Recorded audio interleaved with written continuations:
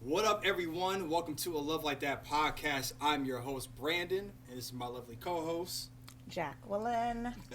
And we have special guests here in the building with us. We have our good friends. Yeah. I would say good friends. Our Speak great on it. friends. Absolutely. Speak on it. Yes. And quality friends. Oh man, So- say that. Yes. Say yes, that. Yes. And quality friends, but quality married friends. These are our friends, Sam and Brandi. What's up, everyone? Hey. All right. Hello, thank y'all for having Yes, us. thank you. Yeah, I mean, Thank you even for though y'all have us coming. all the time, and Yeah. we have y'all all the time, Right. and we have each other. Right. Exactly. But no, I'm glad It's to. different. It's To be here different once tonight. again. Yeah. Right. Once again. Once again. Yes, I tell yes, you, no, yes. but seriously, no, thank you all for coming on.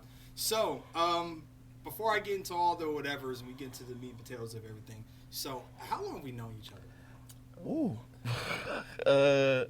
We have known each other since Before we got 2000 and before we got married. Yes, you're right. Before we got married, so we've known each other since 2011. Yes, since 2011. That's what. 2011, 2012? It was 2011, right? it was Were 2000. they She had married? just We got married. Yeah, we got married. It was Did you start late this, 2000. like, It's, I always the start my end of job the in year? December, Yeah. so they had just got married, and I remember Jackie just did not play about her marriage. That's right. And I had just came in there, young Someone college had to be an student, example. and it was just funny because she was acting like she was married 34 years or some shit. That's right. And And I anytime was- somebody said something anti-marriage, she was like coming for your neck and she was like, "Shut up, bro." Like, nobody wants to hear all that. Listen. But she was very. I mean, she was newlywed and very serious about her relationship. And so we've known each other since 2011. I think Brandi and Jackie probably got introduced to each other in 2012.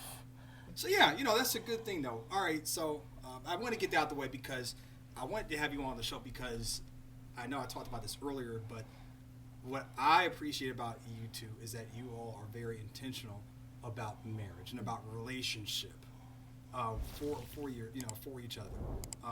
And so, what would you say is what would you say has been the kind of like the catalyst for that?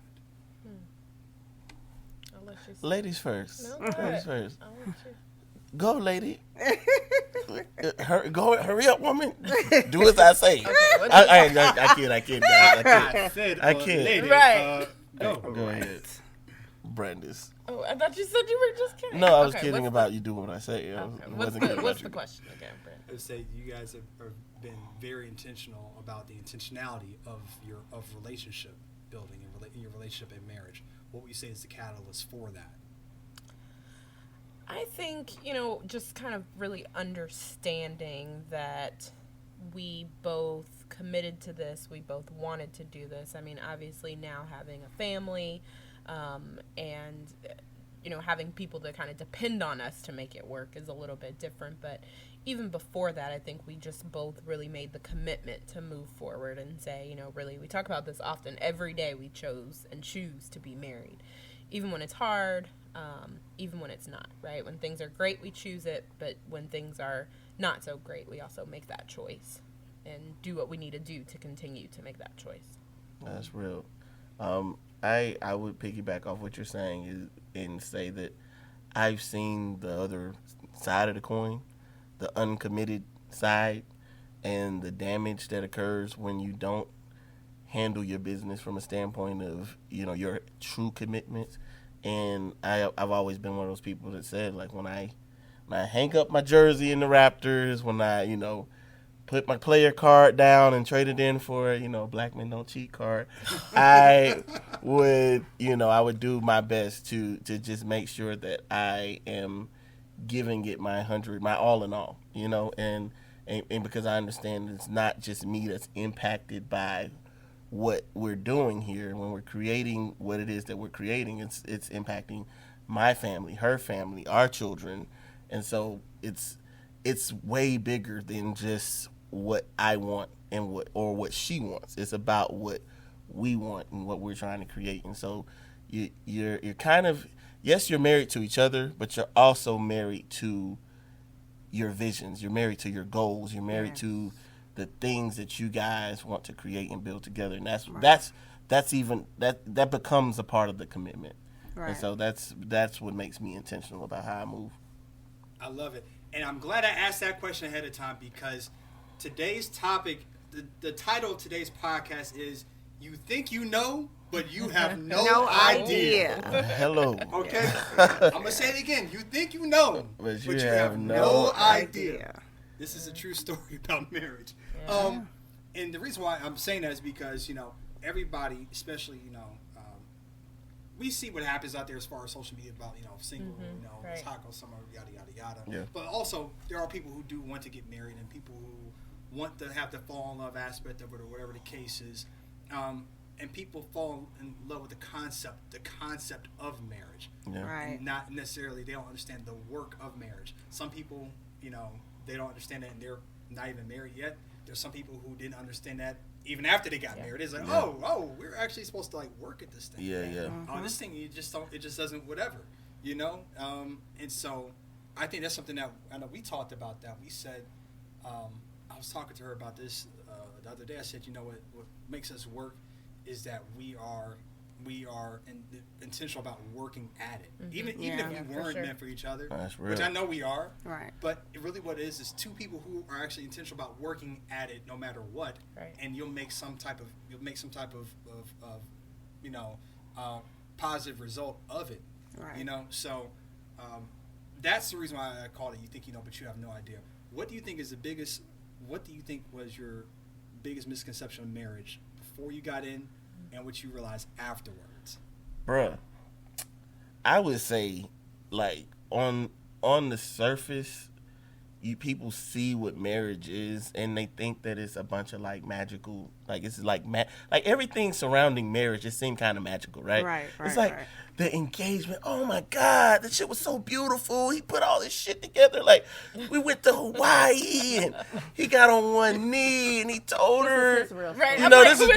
This is real deal. This is my shit. Okay. So I'm just saying, he went to Hawaii and he got down on one knee in front of her parents and her family, and then then you do the engagement party and it's so nice. Everybody comes, his family, and it's all so magical. It's all seems Disney. Yeah, so it's so everything surrounding marriage is so feelingy. It's all about the glitz, the glamour, the feel of what goes on. And don't get me wrong, that stuff matters because you go back years from now, you're gonna look at it and it will give you a sense of it'll make you feel good inside to see those memories and see those things happen. But what you don't see is Brandi paid for that trip for me to go to Hawaii. You know what I'm saying? She paid for it out of her own pocket. I ain't have it. You get what I'm saying? And ride or die. And I'm just you telling. Didn't have it because you just bought a ring. I didn't have it because I just bought a ring. She didn't know that. But regardless, she was like, "Yo, my family's going on a trip. I want you to come with me." And I was like, "I ain't got it." You know what I'm saying? And she I made. don't even know if you said I ain't got it. I think I just kind of I invited told you straight out I didn't have it.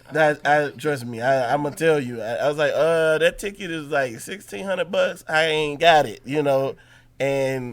And so she paid for it, and I was like, okay, well, shit, this is a perfect time for me to do this. You know what I'm saying? And it's it's the things you don't see behind the scenes. Even with the getting married, I tell people, if you make it down the aisle, you deserve to be married because all of the things that come along with even preparing to have a wedding. Right. We had a whole knockout dress. Oh my God. The night before the wedding, me and Brandi was in the car, going back and forth in the rain. There's a whole scene it was a movie, man. It was really bad. Our friends were because we had all of the wedding party together the night before. And so everybody was kind of in the hotel, and we were all just kind of everybody just together, but we were going to buy the alcohol. And I was like, we don't have money to buy alcohol. Let them buy their own alcohol. Yeah, we was fucked up at that point. It was terrible. Sam was like, well, we invited all these people. We have to entertain them. I'm like, they can entertain themselves. We have a whole wedding that we just paid for. It was bad. Yeah, we went in it. We got at it. But the thing about it is that's the thing. That, I think that's the piece about marriage that you talking about, you think you have no idea. It's it's in those moments. There are people that'll be like, oh no, see that attitude, I'm going the other way. Or everything's not going right the day before the wedding. I don't want to be, doing this. Or everything's not going right. This is a sign. Or hell, this is a sign. But it's like, no, like we clock in every day. You know what I'm saying? We clock in every day and say this is what we're doing. And it doesn't matter what was going on that night before. We knew that morning. I had no doubt that she's ready, and she had no doubt that I was ready. And that's kind of the same mentality you have to have through the marriage as you are going up and going through your ups and downs. It's the same kind of attitude. You got to clock in every day. Absolutely. Yeah, for sure. And something that you always kind of said, like, don't let a moment stop your movement. So just the overall vision, it's so easy to get caught up in the day-to-day, or, you made me feel this way, or, just get in your feelings and just retreat. Yeah. But when you look at the overall, hey, this is the vision, this is what we're moving towards, and really something I had to do, because I can easily go from 0 to just 100 and just nah, no way. No. Right, I know. But I just had to say, you know what? Even though A, B, and C wasn't done the way I may have wanted it to be done, like, you got to look at the intention behind a person. Like, I know this is my husband. I know he intentionally is not trying to, hurt my feelings or, upset me. It really is just, it happened. And it's, we can discuss it and say, hey, okay, I didn't like A, B, and C, or, let's look at it this way, or whatever the case is, but just not letting that just stop the overall movement, because it doesn't serve a purpose. Let me tell you all something. That within itself was a praise report, getting past that. Because it was like every 2 minutes, I'm like, Lord, what did I do now? Yeah. What what did I do now? Yeah, it's like you back in the principal's office. Lord, Lord, I have been a faithful servant. I washed the clothes. I folded the clothes. I put up the clothes. What is that? What more do you want from me? What else do you want? What else do you want from me? And so, getting past that, I think after that first year was really important for us. Yeah. But don't let a moment stop your movement. Appreciate that, Mr. Curtis, for that one. That's something I remember learning. We actually had that before we got married. We were engaged, remember? And we had that big fallout. And I was like, I can, you can tell your parents that way they can just cancel all this stuff. Oh. Yeah. I was at the point. I was That's like, what I said. If you get to the point where you walk down the aisle, I'm just telling y'all, you deserve each other. Because boy, it's just some moments in there that. Be some moments, man. Ooh, they get you to it, man. Right. It just bothers you. You remember it though, but at the same time, it's good for you guys to go through that, because. We wouldn't be these great couples had we not had these kind of. You're right. Had we not had these kind of fallouts, these kind of issues, it's kind of knockdown, dragouts. Like it's about the resiliency of not us, but us together. Like it's not just me and Brandi. We're resilient. You and Jackie are resilient, and I think that's the piece of it that you start to learn about yourself. You talk about you think but you have no idea. It's like how many people have you fallen out with that you've never went back and dealt with again? Right.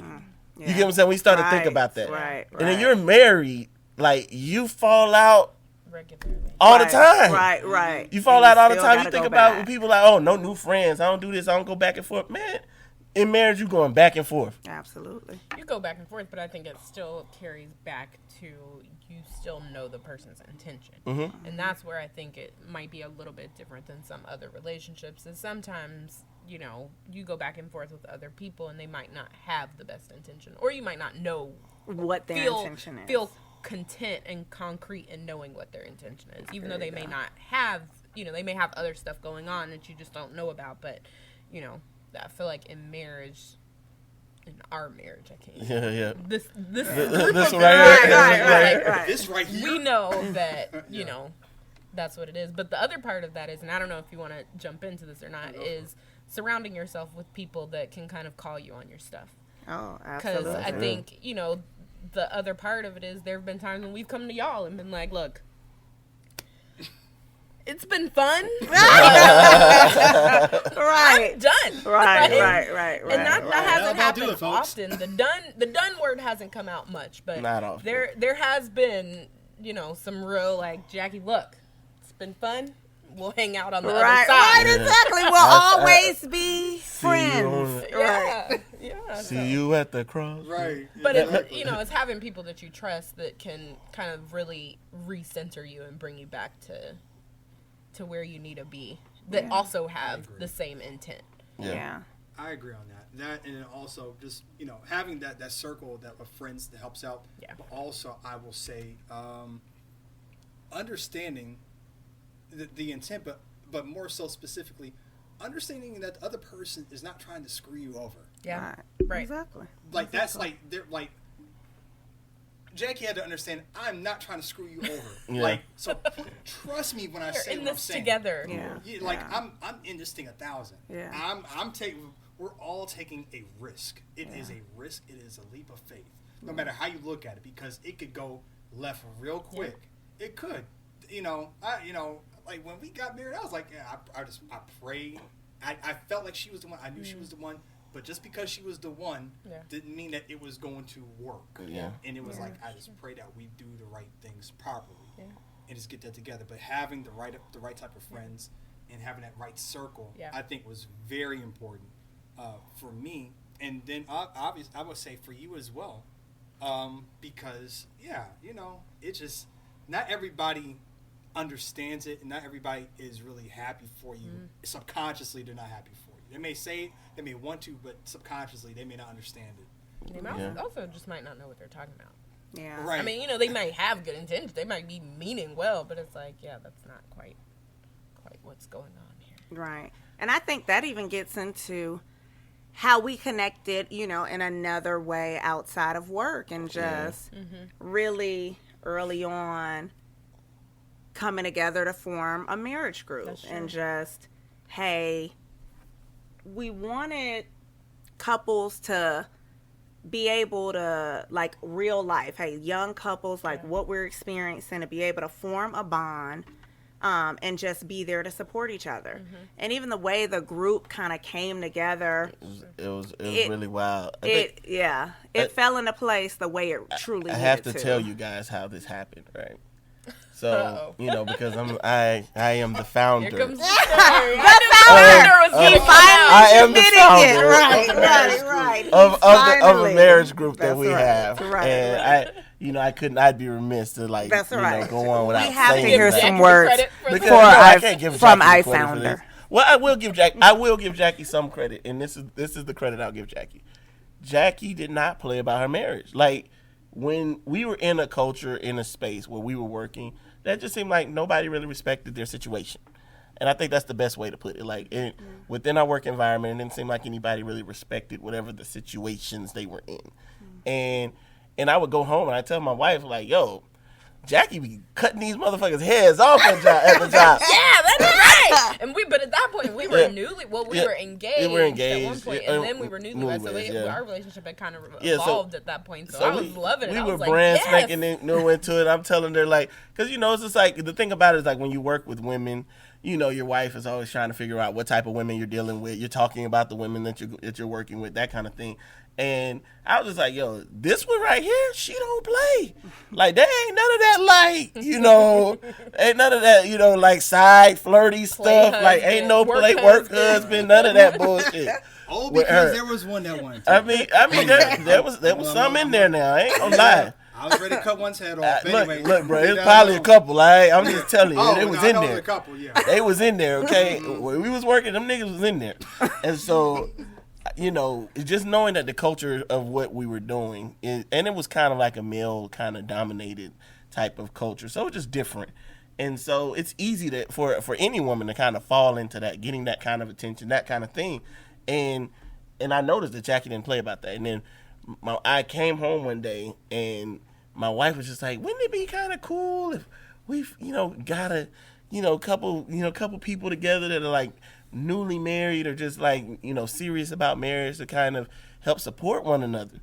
And I was just like, and then I went to work. And then Jackie said almost the exact same thing, like almost like verbatim one day. I was like, my wife said it, you said it. I need to link y'all together so that we could, you know, do something like that. And that's pretty much how it happened. Like we were. So what you're telling me is that Brandi is the real person. Wait a minute. No, hold on. Wait, See, We have a new founder. I'm messing with you. We have a new founder. He's a Republican guy. This is how Republicans do things, okay? Please But don't he's taking my words. Not a political show. That's what you do to throw him off. But anyway, but he took the real facilitator, took me out, and gave the credit to I put it together. That's right. Ain't nobody come to see you, Otis. That's right. Exactly. Man had the vision. Look, That's man, right. it's always about the vision. The women are the ones that always put the pieces together. That's actually a good segue to like what happens in a marriage for real. A lot of times, men have that. We see something, and then you give it to your wife, and she puts the pieces together. Yes. And that's what happened with the married couples group. I gave it to y'all, and y'all made it happen. Oh, we should ask this person. I got this person. And then eventually it turned into a couple of like 6 or 7 couples that ended up being really close, and we've been rocking for 7 years now. Yeah, going on almost 8 years. in January. I mean, to be honest with you, it's a spectacular overtaking. Like It's been the biggest blessing, man. I mean, it has been. It really has been, sure. and you can't really even put a dollar figure on the type of support that comes along with having people that are serious about marriage. Yeah. You know what I'm saying? Because that's the thing about marriage. Like yes, we all go through our moments, but as long as you have friends that are serious about marriage that you can go to when you're dealing with certain things, the beauty of it is we've all kind of can say, oh yeah, I was there. Right. You know, I did this. You know, I was there. This is how I worked through it. When you're talking about, you think you know, you have no idea. You think you know, but you have no idea how much fucking work people are out here putting into their marriage. When they say I've been married 10 years, you can feel that 10 years. If you've gone through it, you feel that 10 years. You know what the fuck comes with 10 years. You know what I'm saying? Same thing, even 5 years. Like, because you heard people say, oh, man, like, that 5 year, you know what I'm saying? They're not, like, bullshitting. They're telling you, like, hey, we was on the verge of something different, you know, but we made it through. Yeah, I'd be curious. You know, I'm a numbers person, so I'd be curious to know how many people make it to those increments. You know, I think that at the 1 year, for us it wasn't as bad because I think we got a lot of the stuff out of the way in our probably engagement year, but year 1 is usually a struggle for people. It is. That's a huge adjustment though, when you think about increments, right? Year 1 is supposed to be really hard, or you hear about year 1 being really hard, and then you hear about year 5, that kind of 5-year stretch being hard, and then it seems like to get to that 10-year thing is there's another little hill there, but it's with anything levels, right? That's true. That's true, because I mean, you're talking about year 1, you moving in together. For me and Brandi, that wasn't the case. We was already living together, so we kind of got some of that out. But you're talking about getting married, moving together. Now you have to deal with if you've never lived with somebody, you got to deal with that. You know what I'm saying? If you have lived with somebody, now you're living with somebody different, you know, and then you have to learn them from that. Yeah, you got to adjust to them. The youngest of all girls, oldest of all boys. Put that together. Yeah. Goodness, boy. I'm talking about head. On the fireworks. I know, yeah. Our first year was definitely a jail fest. We were really trying to kind of find our groove, rhythm, you know, like curfews and just, you're not my daddy. You know what's crazy about that though? Let me ask y'all a question. You said curfews. How silly does that sound now? I know. That shit sounds silly as fuck now. Right. So this is what it is. This is what it was to me. I'm just gonna be very honest with y'all. Okay, very honest. So clearly, you know, being that you know that she belongs to a sorority and she had her girls and whatnot, whatever the case is. I just didn't understand how that was going to work in the marriage with her. Always going to events, whatever the case. I was like, and I don't know who half these chicks were at the time. Anyway. I was like, because I didn't know what type of people, what type of whatever, I didn't know. And so I said, okay, well, since I don't know it right now, I was like, be home by like 12:30. Yeah. She looked at me like, I really did. Grown. Right. It was. But what I've learned, and I say this, and understand what I'm saying here, okay? The best way I've learned to control my wife is to not control my wife. Hello.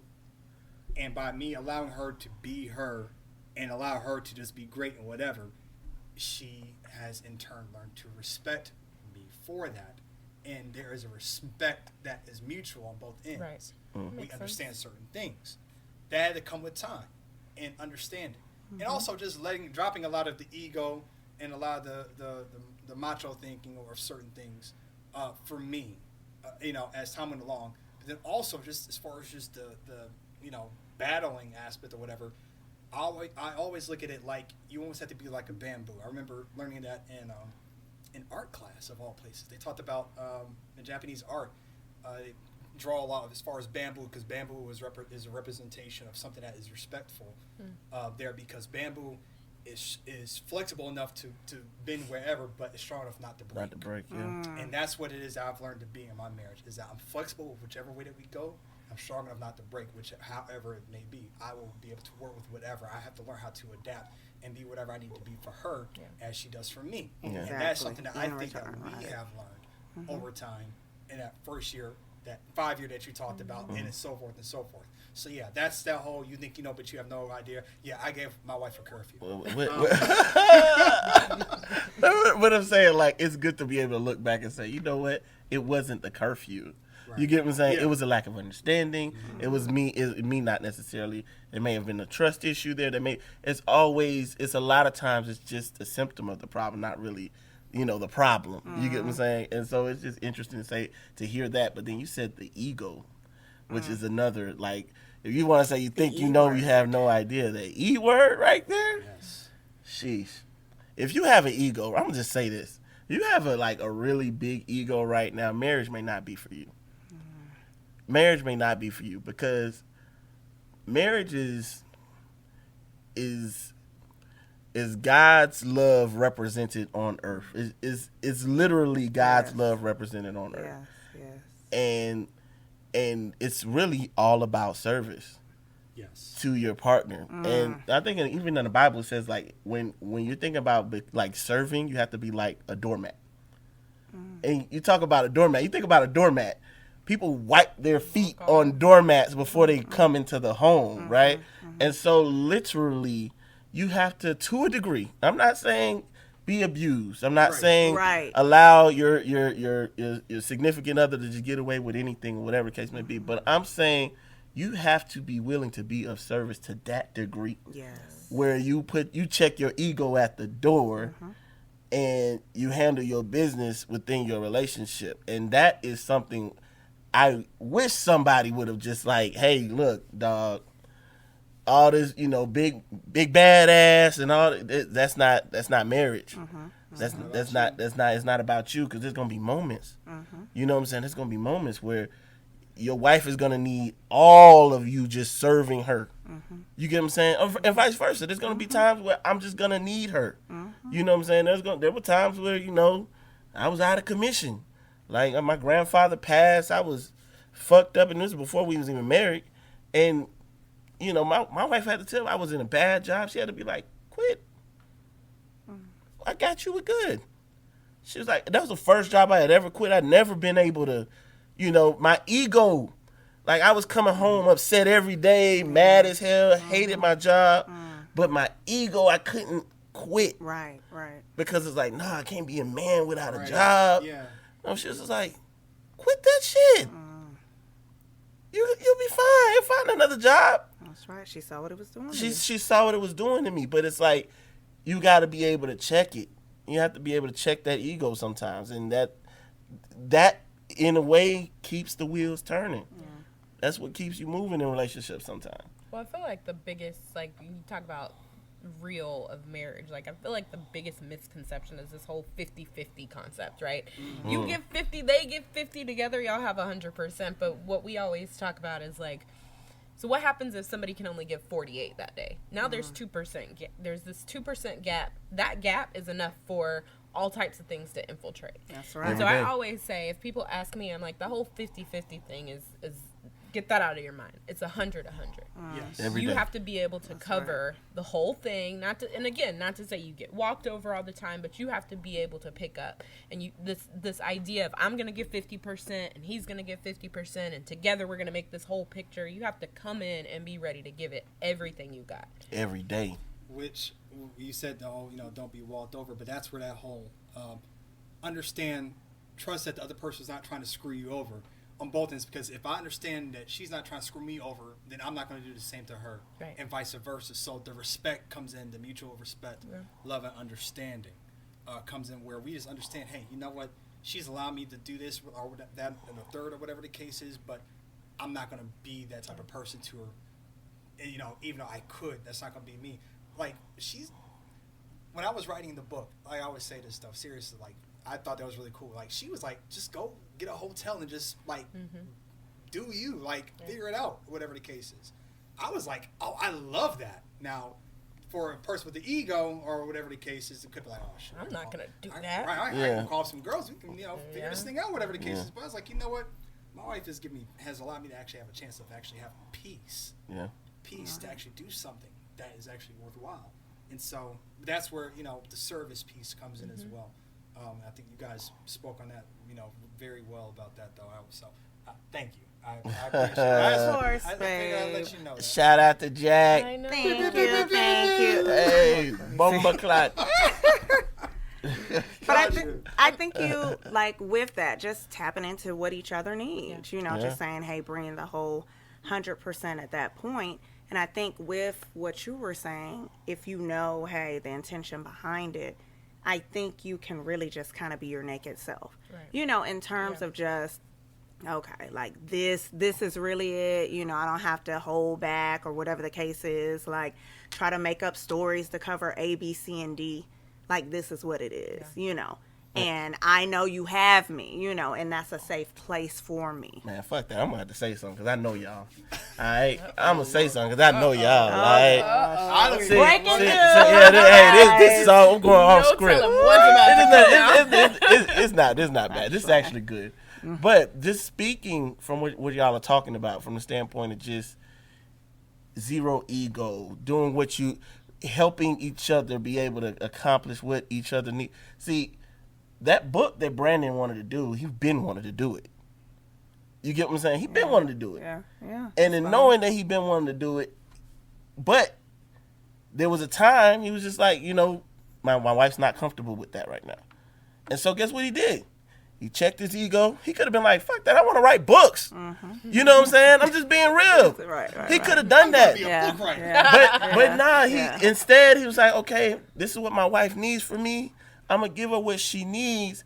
And then what ends up happening is she start to see what you need. Yes, that's 100%. You get what I'm saying? And giving her what she needs. That's why I say it's a service. It really is. It's a service. And it's like, really literally, if he had not done that, she probably would never came back around and said, damn, like, I asked him to do this instead of what he wanted to do. But instead of him beating his chest, he's like, no, I'm going to serve my family. And then guess what? It came back full circle. She's like, no, whatever you need to accomplish this, what you need to accomplish, I'm going to give you that. And that's what it's about. Yeah. It's literally about service to one another. He checked his ego, and eventually you had to check yours. Absolutely. And that's the reality of it. And as a man, you lead. Man, high five for that, bro. Because as a man, you lead your household, and that's what you do. You got to check yours first. Yeah. You know what I'm saying? I think that's what's wrong with a lot of these relationships now. There's men that are asking women to be submissive, but they're ego-driven men. You get what I'm saying? Right. Men, we are supposed to be a leader of the house. You check your ego first at the door. And then you let everybody else see your example. Exactly. And then they they will follow suit. They will follow That's suit. another piece That's of 100%. of the pie right there. Because he could have been like, man, nah, I'm going to do this. But guess what that would have created? That would have created dissension. That would have created an unhappy wife. Then you got unhappy children. Then you have an unhappy house. You get what I'm saying? Not to say that his happiness didn't matter, but he understood that he, as a man, he could grind it out for a little bit. His time will come. I That's love that real. perspective. That was a really That was. I couldn't let that slide, bro. I couldn't let that slide, dog. What don't you do? I don't do shit but talk. That's all I do. That was real because we had a conversation. Yeah, no, it's real. Yeah, we had a conversation just, and I think it was like we were at you guys' house. I think Greg and Katrina were in town. Everybody was upstairs, and it was really just kind of realizing that with everything, I knew my husband could have been light years ahead of, where he was at that point. But he wasn't because he really was in service to his family. Yeah. Like, if he didn't have to come home every night, you see, he could have been, all over the world and doing all, types of things. Yeah. And just speaking, promotions and everything. But he really poured into the foundation. And I think like just really, hey, he's here. I'm here for what you need. Just really kind of, he knew what I needed at that point. Yeah. And I needed, him to come home every night. I needed him to, be around and really, be present in our kids' lives. Yeah, and not, like, hey, I grinded it out for the first 8 years and, I'm going to tap in. You had young kids. Exactly. We really just needed to set the foundation. And so in doing that, now I feel like our foundation is so solid that I don't question what he does. Yeah. Like, scared the crap out of it me. Really. I was like, who is this woman? What are you doing? I don't like. Look at God. Real deal though. Let's ask this. Yeah. Would you have rather her just let you do it when you wanted to do it and questioned you every step of the way, or rather this watch you put in for your family, and now she's like, look, I'm not questioning what you got to do. Right. Do what you got to do. Do what you got to do. Literally. You know what I'm saying? I would rather have it this way. I mean, and that's real because it's just I don't even have the words for it. Words haven't been invented yet to describe that type of love, that type of understanding. But she's it. And I always tell people, I think the blessing is because because of my love for her, she was able to return that back to me. And we were able to really find that balance to just, hey, we're going to attack it this way, we're going to attack it that way. And so that's another part. Yeah, that you think you know, but you have no idea. You have no clue. And when you talk about the beauty of marriage, this ain't the mystical shit. This is not the fireworks. This is not the fireworks and the butterflies and bullshit that you hear all the time. This is what we call foundation. This is what you call respect. This is what you call servitude. This is what you call ego checking. You get what I'm saying? Those are things that you build on the foundation of your relationship, not butterflies, fireworks, and goddamn, you know what I'm saying? The fucking wedding bells and shit like that. That's all of that is cute. Right. You get what I'm saying? But when you get into the real deal spills of life, you need that foundation. Yeah. You need it. Yeah. One time she did. We were probably first or second year being married.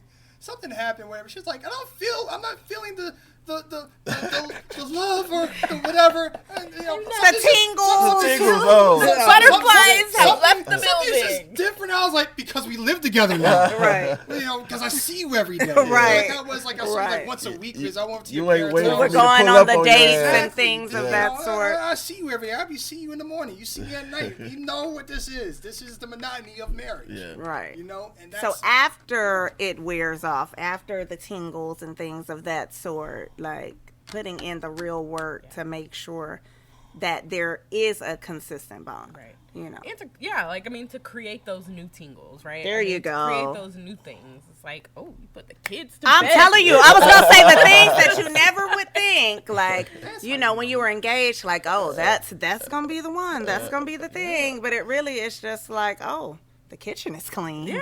What? Out of the sink? I'm telling you, right? Exactly.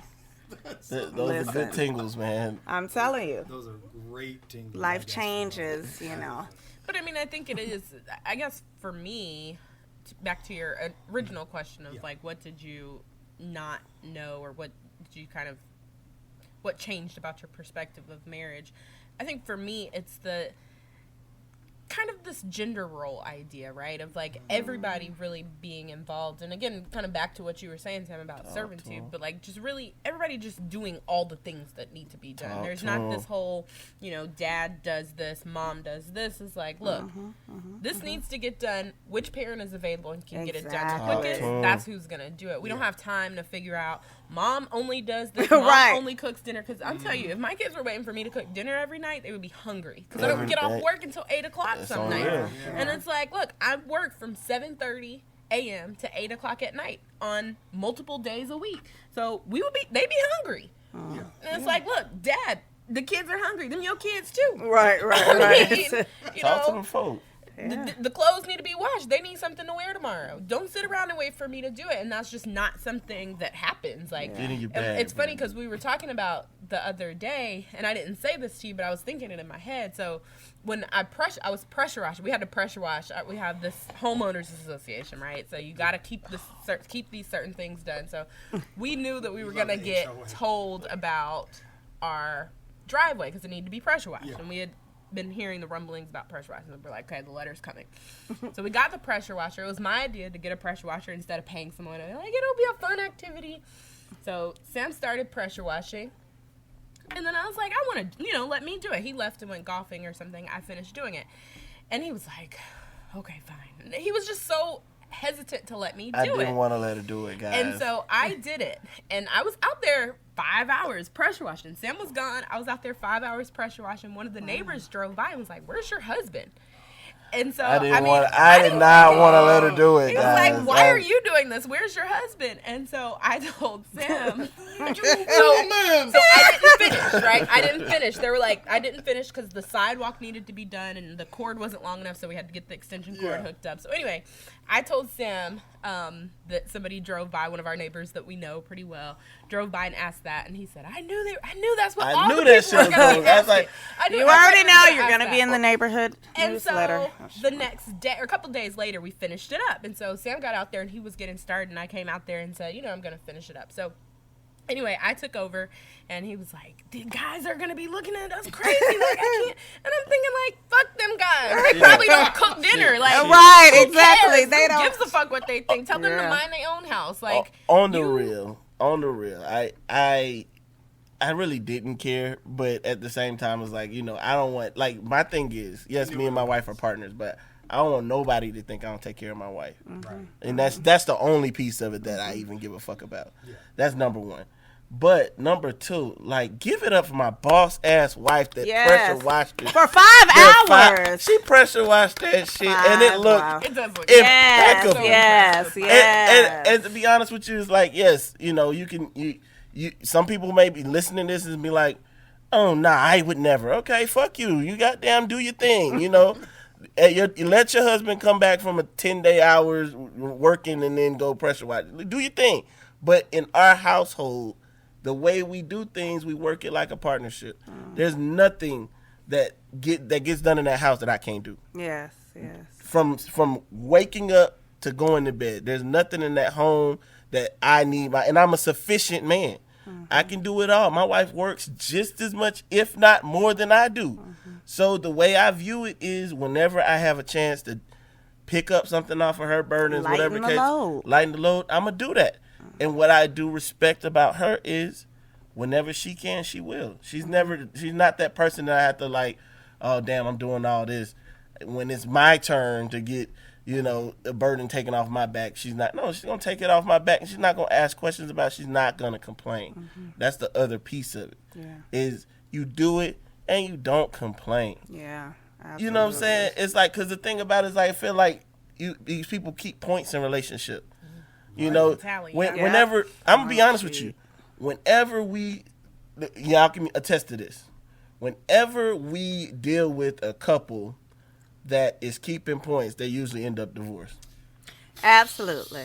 Yeah. Well, and I mean, to bring it back to us, they can also attest to when we started keeping points. That's true. We almost ended up divorced. We started I mean, really. It's Jackie, the fourth quarter. He did Sam 45. Right. Jackie 52. Yeah. She did. I know. Brandon, she did. This what? I mean, I think it got to the point where it was like, well, Brandon, Brandy said. And Brandon's like, well, Jackie said that. Like, Right. oh, dang, that was pretty bad. Yeah. Well, no, but you didn't hear what she told me. And so, I mean, it's Like, babe, So- what we gonna do? Right. So, Exactly. so my point Exactly. is, when you start keeping points, you're going in the wrong direction. Yeah.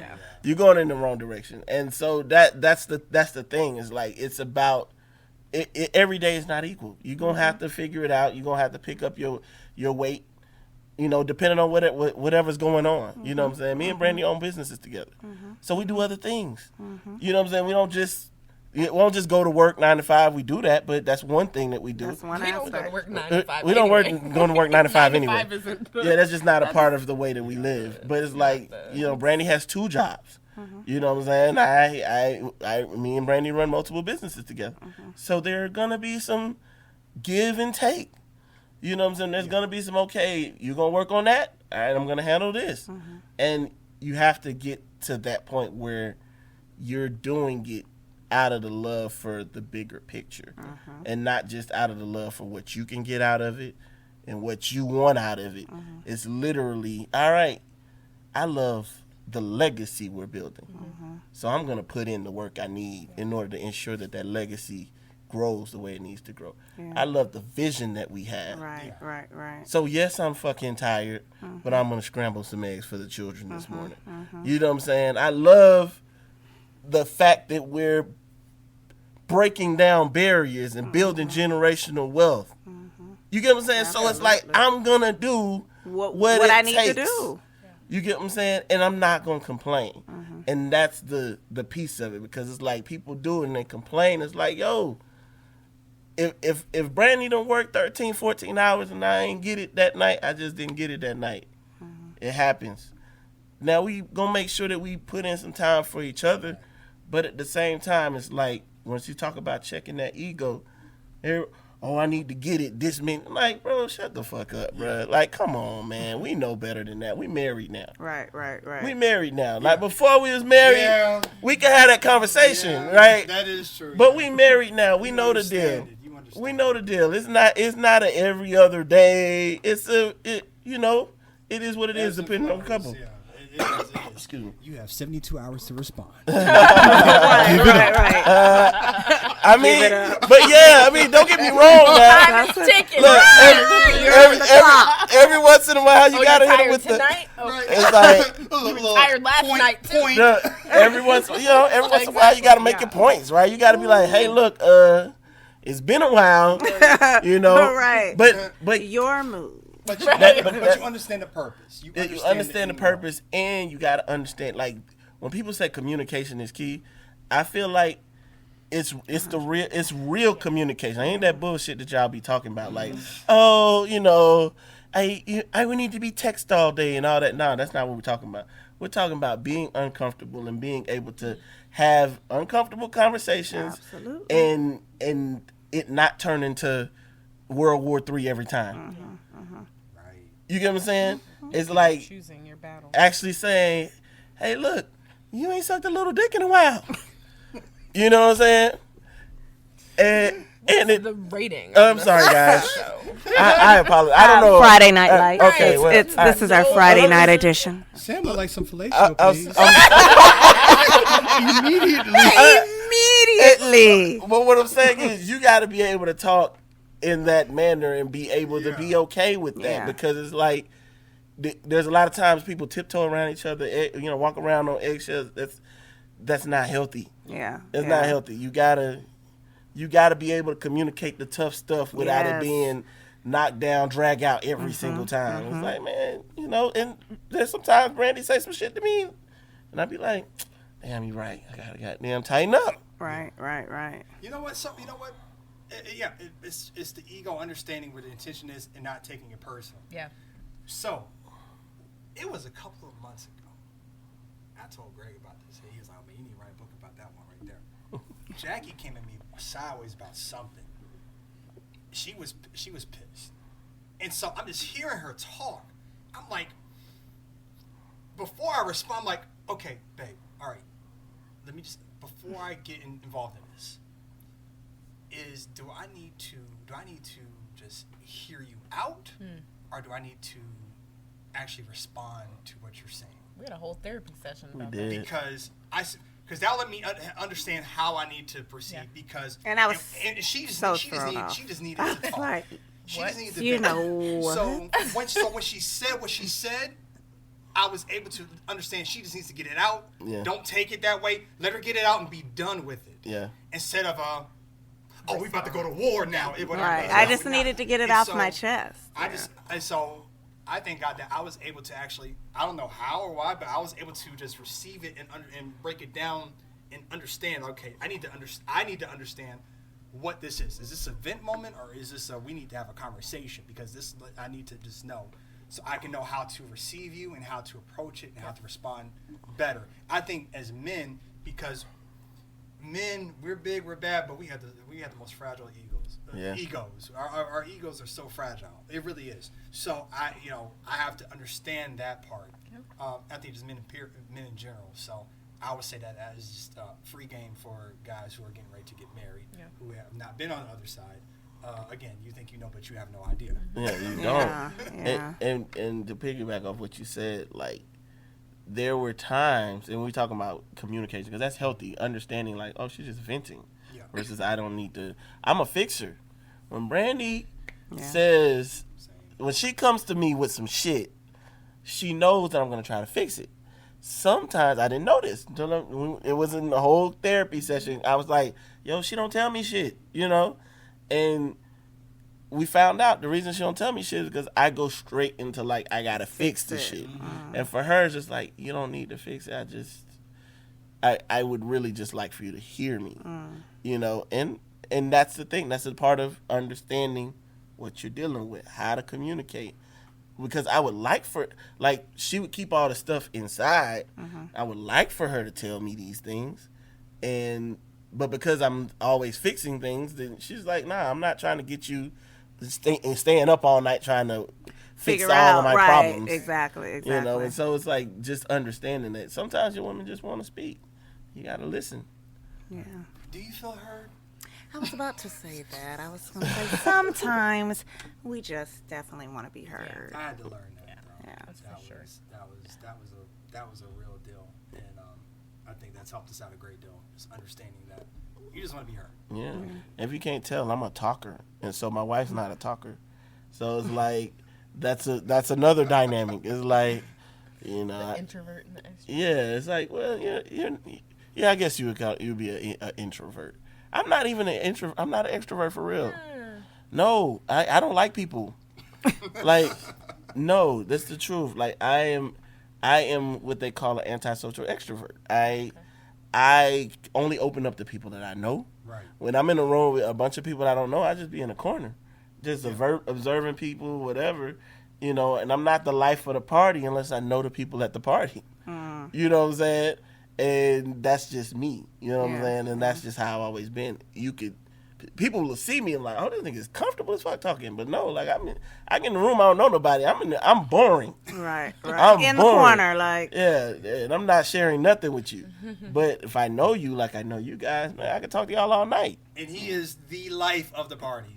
I can be. He can be because he is. Yeah. But that's another, you think you have no idea.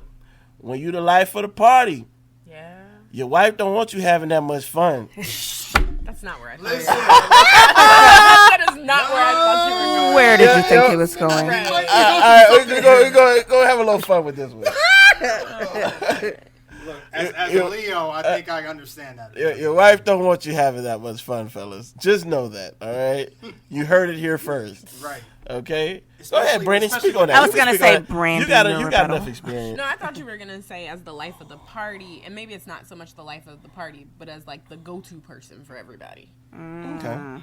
And so maybe, I think that kind of goes with like the extrovert personality and like the whole point of like you maybe being an antisocial extrovert or whatever. But once people know you and they kind of know what you have to offer, sometimes that means sharing you a lot. And that was something I think that we had to kind of come to an agreement about, because there's a lot of people that depend on you. And it's like, look, you want to solve the world's problems, but at some point you have to take a step back because that's all taking a toll on you. So that was something we had to kind of overcome, right? But I guess another She communication. don't want me to having fun, guys. I just kid. I get no. That's her way of protecting me. That's sometimes you need your wife to kind of sees things that you don't see. Yeah. You know what I'm saying? Yeah. And sometimes like as men we take on things and we don't really see the impact of what's going on, but she feels it and so she knows and she has to reel me in sometimes. I think that's a natural and it's a good thing. Something I appreciate her for. She did it several times throughout our relationship. Before we got married, she had to be like, "Hey, you're like Mr. Everything for everybody. So how you gonna be everything and more for me?" Right. That's real. We had to have that conversation. That's real. You have to be able to. And guess what? I turned around, had to have that conversation with my mom. I had to tell her, I was like, "Hey, man, you see what's going on. How we going?" My mom was just like, "Don't worry about it. Like, we'll figure it out." That's how we had to, but we had to have these type of conversations. That's a part of communicating. That's a hard conversation to have. Yeah. How you gonna tell a man who's been taking care of his family that you want him to not take care of his family as much and take care of your new family? That's hard to talk about. Yeah. You know what I'm saying? Yeah. But can I say that is not a selfish thing? That is just understanding what the roles are. Yeah. Or not the role, I should say, but more so understanding that you are creating a new life together. It's a new life. I'm gonna say this: selfish is used overly. Yeah. It's in our best self-interest that we have this conversation. You get what I'm saying? So it's not selfish is when you do something that hurts somebody purposefully in a way. You're doing it, it's gonna hurt, but you're doing something in your best self-interest. When she was asking, we're getting married. It's within our interest to know what the fuck this is gonna be. You know what I'm saying? And so, it's just don't want people to think of it as a selfish thing. We're doing what's best for us in our situation. It wasn't selfish because I could take care of myself. Like, being clear, it wasn't that I needed you to come in and take care of me. I was just fine. Hey. Right? No, but seriously, I mean, I bought our first house, right? Like, talk to him. It wasn't a we, it was a me. Okay, and now. So it's not to say, like, you couldn't have come Let in, but 'em that know. just wasn't our approach. And, it's like, I don't want anybody to get the impression that when you have that conversation of, like, how are we going to bring this together and make it us, while there are these other things going on, and there are these other people who depend on us, and to an extent, they will still have some level of dependence on us, and that kind of went both ways. Both of us had things that we had to kind of adjust and modify, but, it's not to say, like, I want you to come and take care of me, because, again, I could take care of myself, and I was taking care of myself. But in order for this to work, we have to readjust and make sure that our focus is on each other, because all this other stuff isn't going to work. Like, you will be back at home with your parents, because this isn't going to work if all you're worried about is what's going on over there. And that's true. You said something right then, right? And I know some women probably listen like, oh, no. You said you bought our first house. Yeah. All right? Yeah. Look, I ain't broke. You have to look at the camera. I had to look at the camera when I said that shit. I ain't broke. Never been broke. All right? But once again, we do what's best for us. Like, there's some people that's like, oh, the man's supposed to buy the house. The man's name has to be on the deed of a house. I already had a house. I bought a house at 22. Okay? But I worked in banking. I understood the way things are supposed to be done. And so I said, no, you buy the house, because then if something was to happen, then we still have another credit that we can use to buy another house. Then I bought the next house. That's how you build as a partnership. Everybody, whose name is on what paperwork, bruh, who gives it? We building together. It's about Duperville over here. That's what it's about. And so that's how we move. Yeah. We're all doing what's in the best interest of Duperville. Right. This is why I love them. Yeah. This is why I love them. I'm Definitely, just saying, definitely. because they have a vision. They have an understanding. They understand what the end game is. They understand what the goals are, and they have a understanding of the unselfishness of serving each other. Right. And I think that is important for a successful marriage. Would you agree? Oh, absolutely. I was going to say, at what point did you guys have a conversation about what your goals would be kind of as a couple? You know, that's funny because I don't know how, and I always sit back and think about this, because if I was trying to talk to even our kids, we have 2 daughters, right? And I was trying to tell them, like, the path that I followed and lay it out for them to follow. I don't think I'd want them to follow it. Like, we went from dating, we broke up, we never got back together, we got engaged, I bought a house, we weren't married. You lived with me. Like, it just really didn't make sense. We had a joint account in college. But the joint account was like for traveling for because vacations. we both like to go on vacation. They but were again, committed. we weren't. But we We weren't weren't, though. though. We We weren't weren't, in a though. relationship. That's what we lied about. Wait, y'all That's what we weren't in a though. relationship? We broke up. You We were never got committed, back but together. your bank said you were committed. I mean, yeah, the bank said we were committed. Right, but the bank I was not sending moving those committed. statements He wasn't. with names. I was not moving committed. But it was like, but- oh, we like to try, and that's kind of the foundation of our relationship is we were friends, right? So we traveled together as friends because it was like, oh, we like to go these places, and we kind of had an understanding of like, you kind of get in the car, go and figure out what you're gonna do and where you're gonna stay and all that stuff when you get there, like An adventure. Yeah. Yeah. But and so it was like, all right, you need money to do that, right? So I think we started out putting like $50 from a check into an account, and then, you know, when you want to go somewhere, you just go.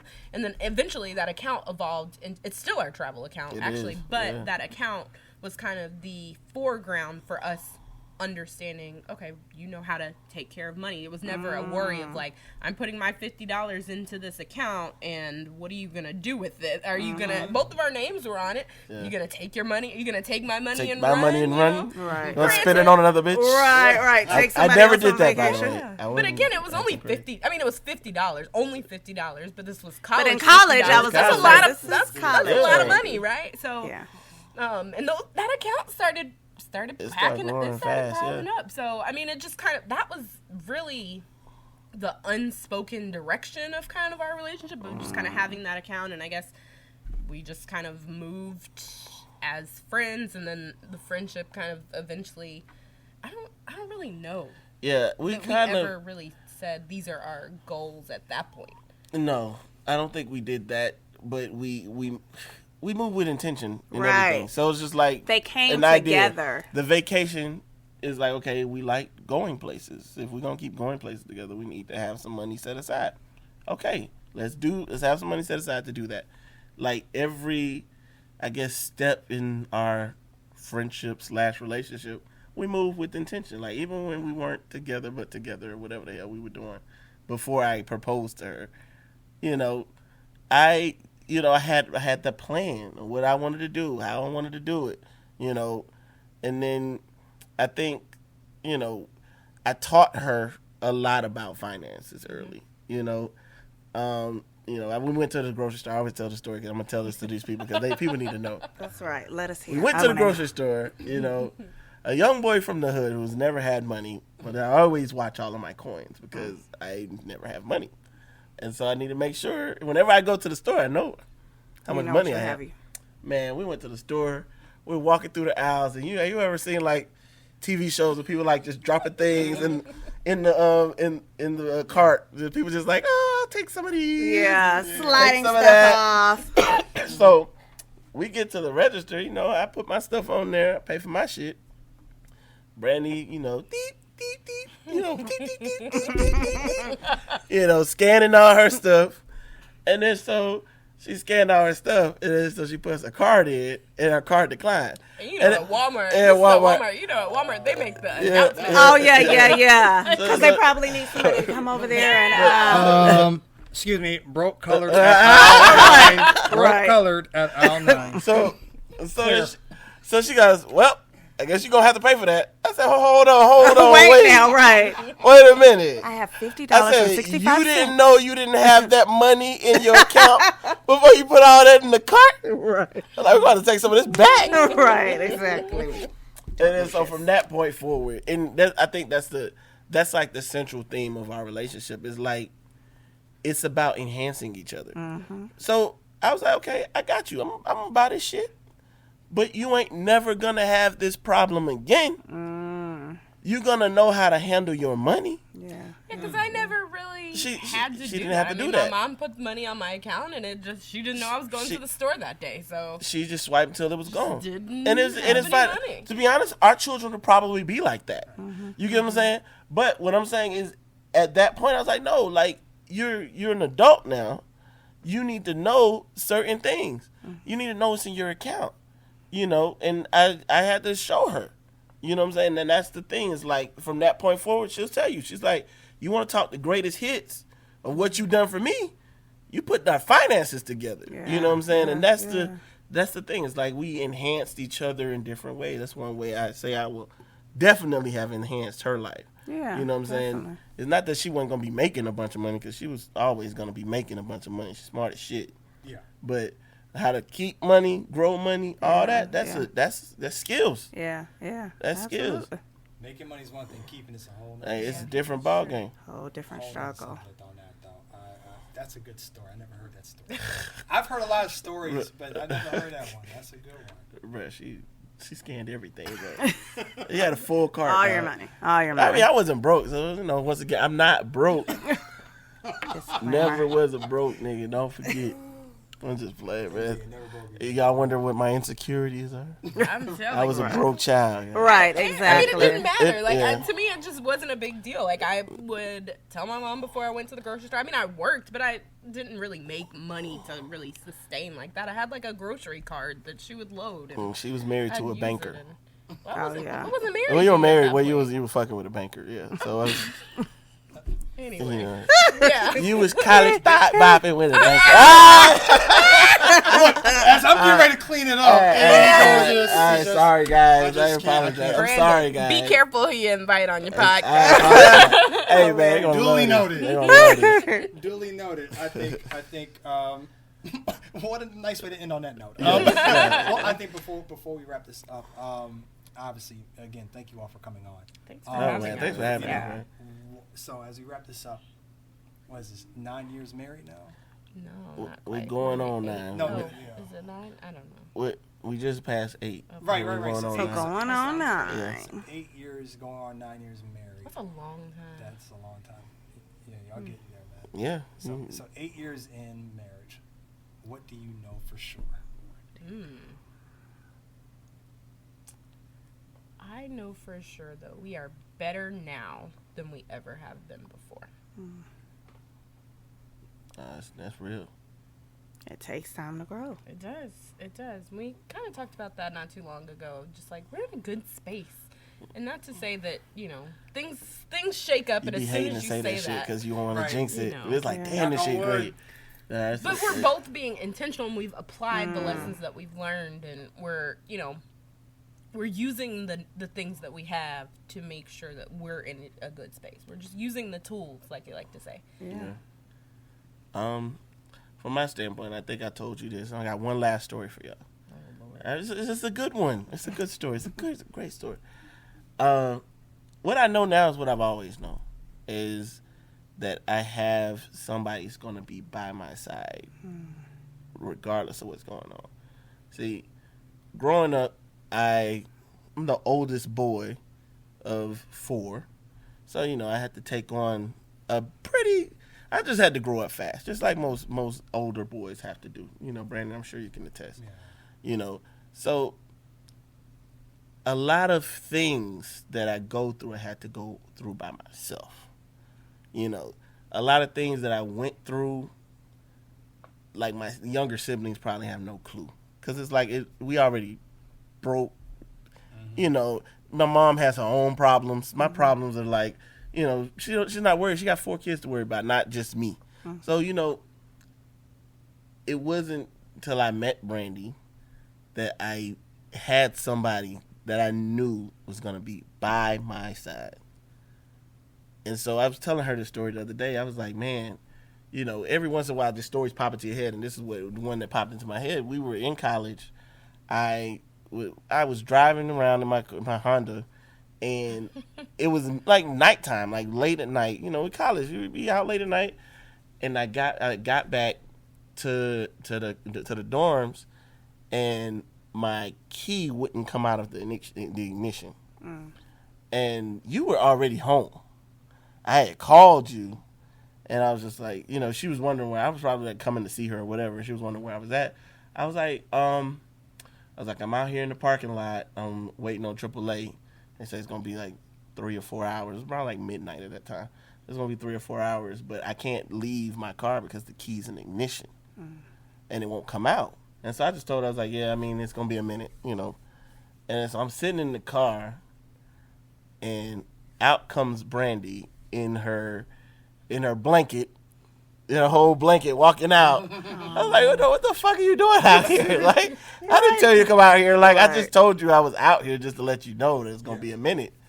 And she came, got in the car with me. We slept in the car for about 4 hours. Wow. And she stayed there with me the whole time until AAA came in and got my keys out the car.